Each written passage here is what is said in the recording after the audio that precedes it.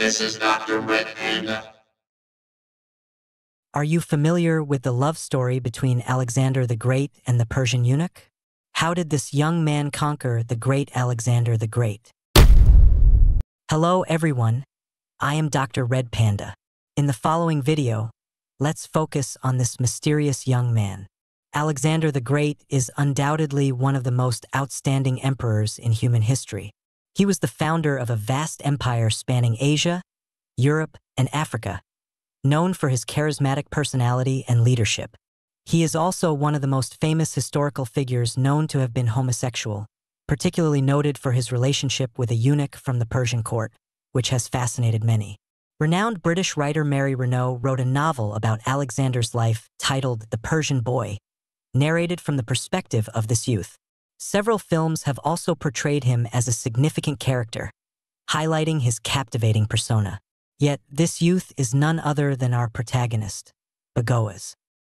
The Achaemenid Empire, established by the Persians, was the first superpower in human history to span 3 continents: Asia, Europe, and Africa. Founded by Cyrus the Great in 550 BC, it lasted for over 200 years until it was conquered by Alexander the Great in 330 BC. The relationship between Persia and Greece can be described as both love and hate. In the 5th century BC, the Persian Empire launched 2 Greco-Persian wars in an attempt to conquer Greece, but ultimately failed. Although Persia did not succeed in annexing Greece, it did influence Greek imperial organization. Consequently, over the following century, Greece began to transition from a loose collection of city-states to a more unified empire. This unification was eventually achieved by Macedonia. Macedonia transformed Greece into a unified military kingdom and, under King Alexander, conquered Persia. However, while it may seem that Greece conquered Persia, the empire established by Alexander the Great was built on the foundation of the Persian Empire, largely adopting its administrative system. Therefore, it can be seen as a continuation of the Persian Empire. In 330 BC, the last Persian king, Darius III, was killed by traitors, marking the end of the ancient empire and its submission to the young Alexander. The triumphant Alexander took control of the Persian court and began to rule this vast empire. It was against this historical backdrop that Alexander met the Persian youth Bagoas. Who exactly is the mysterious Persian boy? Based on historical records, we only know that he was a Persian.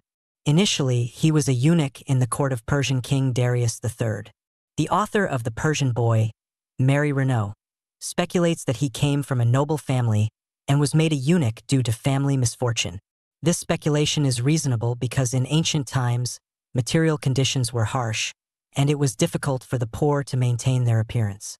Bagoas, however, is described in historical records as a young, beautiful, and captivating male.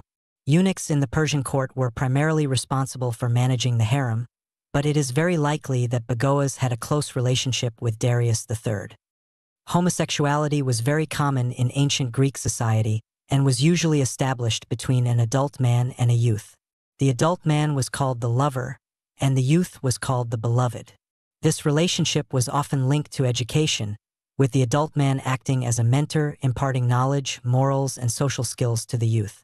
Although Persia initially did not have this Greek tradition of homosexuality, many Persian men adopted this Greek practice and began to take an interest in beautiful youths after the Persian invasion of Greece in the 5th century BC.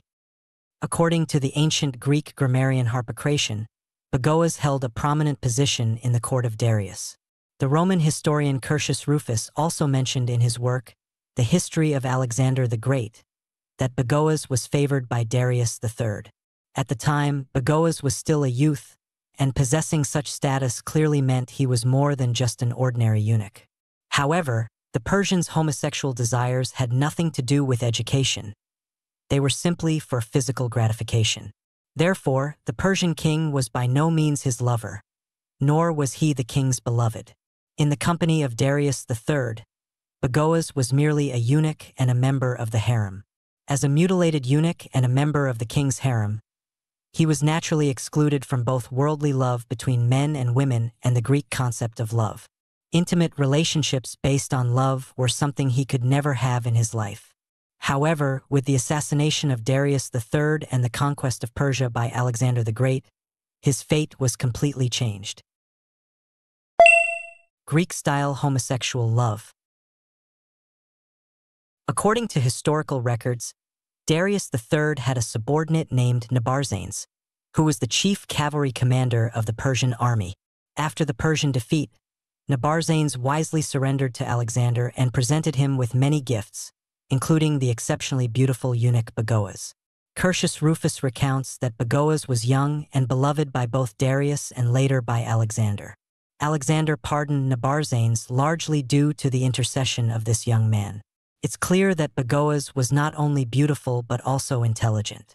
Alexander was captivated by him almost instantly. Apart from his visible youthful beauty and exotic charm, he likely could speak fluent Greek.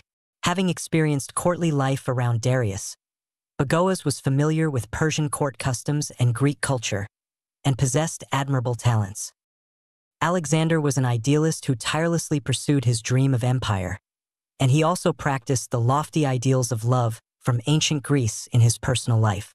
He had a childhood friend named Hephaestion, renowned for his beauty and as Alexander's right-hand man in military affairs. It's almost certain that Hephaestion was his lover. Alexander and Hephaestion's same-sex love closely mirrored the Platonic ideal of love. Alexander endeavored to portray their relationship as an unwavering bond, akin to Achilles and Patroclus in Homer's epics, openly displaying their intimacy whenever possible. However, many, including myself, see Alexander and Hephaestion's relationship more as a constructed persona by the great conqueror, as historical sources never explicitly name it. The romantic legend. Alexander spent much of his life expanding his empire. Years after his encounter with Bagoas, Alexander led his Macedonian army across the deserts of Central Asia. Among those who accompanied him were loyal companions who had shared in his trials and triumphs over the years, including Bagoas. Historical records indicate that during this time, extreme desert conditions dampened morale among the troops. To lift their spirits, Bagoas organized a dance competition and won it impressively.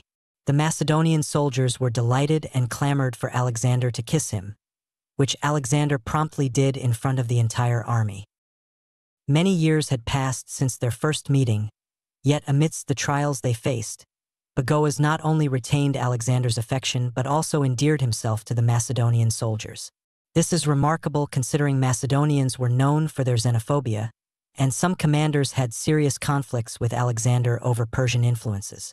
Nevertheless, they embraced Bagoas as one of their own. This enduring love for the Persian youth paints a vivid picture of his character. It also humanizes Alexander the Great, portraying him as someone with depth and compassion. Perhaps this is precisely why Mary Renault wrote the book, The Persian Boy, from the perspective of Bagoas. Unlike Hephaestion, who grew up with Alexander the Great and was deeply involved in his early life, Bagoas did not participate in Alexander's early campaigns. His origins and experiences in his youth are also unknown to history, but he was the one who remained with Alexander until the end. On June 10th or 11th, 323 BC, Alexander passed away in the palace of Nebuchadnezzar II in Babylon, at the young age of 32. With Alexander's death, Bagoas also disappeared from historical records. Mary Renault's Funeral Games is a sequel to The Persian Boy, describing the power struggles in Macedonia after Alexander's death.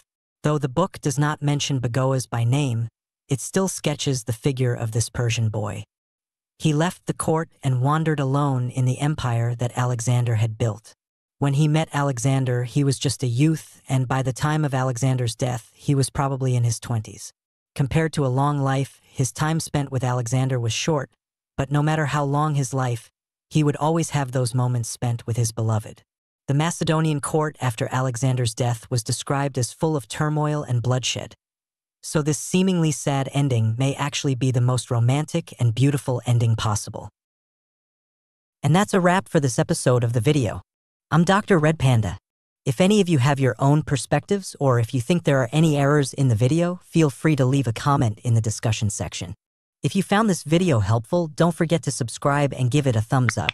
Until next time, take care.